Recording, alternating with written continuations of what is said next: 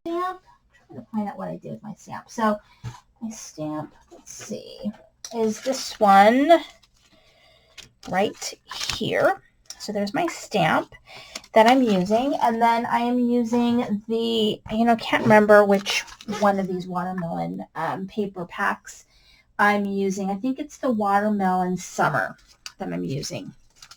And so I am really loving this watermelon stuff. So, but I'm also on this kick to kill paper pads this summer. So that's kind of my mission, is to kill some paper pads. So I'm going to be working on that. So this is a 6x6, a 6x6 card. So it's pretty large, but not too hard to actually make an envelope for it.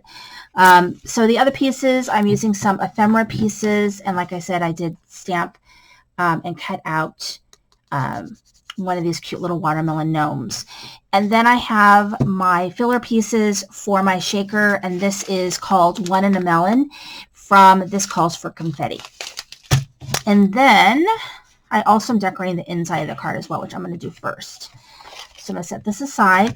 So all I did to make my card base was I used a 12 by 12 sheet of paper. I cut it in half, and then I scored it at 6 inches. So pretty easy. So I've got, I think I'm just going to use some glue. So I've got my black mat, which is, I think it is 5 3/4 by 5 3/4. So I have no idea why I flipped it over, because it's black. It's the same on both sides. So a lot of these little glue pen thingies. So I'm going to go ahead and put this one down. And because I'm using 12 by 12 paper, it's a little bit flimsy. So I kind of wanted to do the inside because it's going to give it a little bit more support. And then the white mat is 5.5 by 5.5. And that just gives us some support, but also a place to write or to stamp something. And I'm not stamping anything yet.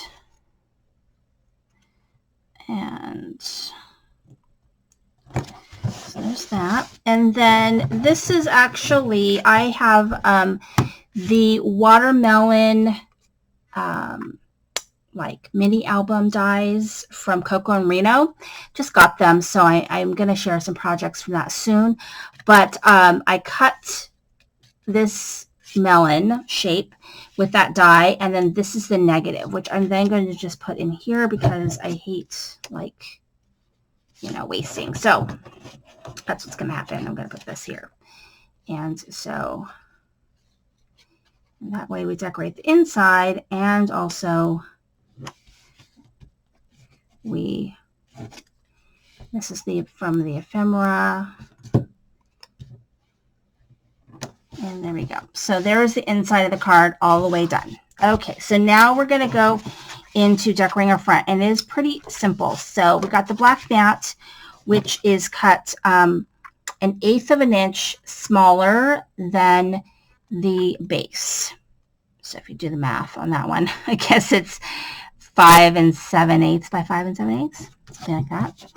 So that way, it's just, you have the white border, but just a little hint of the white border, not like a big, amount of white border, because you just want a little hint of it. So there we go. And so then I've got this red paper, which is from that watermelon paper pack. And this one is cut 1/8 of an inch smaller. So I think it ends up being 5 3/4 by 5 3/4 for the red piece. And okay.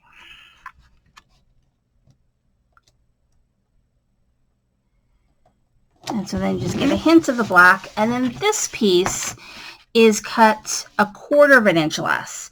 So it is 5.5 by 5.5.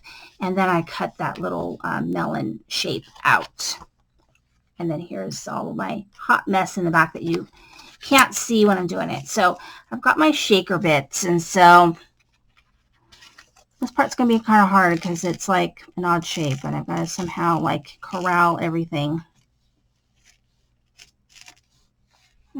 Corral it so that it, and see, I think I'm doing a good job of corralling it. Okay, so let me go ahead and take all of this off. And I've really gotten to really like this 6x6 size. I think this summer I'm going to, I gotta be careful that it doesn't pop up, to make envelopes for them so they're ready to go. Because that's like my nemesis, is when I need a card and then I don't have the sentiment stamped in and I can't find an envelope. And then I'm like, what the heck? So that, you know, all the card making I'm doing, you would think it would be easy for me, but it is not. Okay, and then I am seeing that some of my acetate, oops, I'm like messing that up. I'm gonna actually glue down part of my acetate, which is like popping up a little bit. I'll show you guys in a second. So, okay, so let's see here. Make sure, see that I had to glue that part down. Okay, so I'm still gonna kind of corral it. Do not do it upside down. And kind of, see, it's like sticking.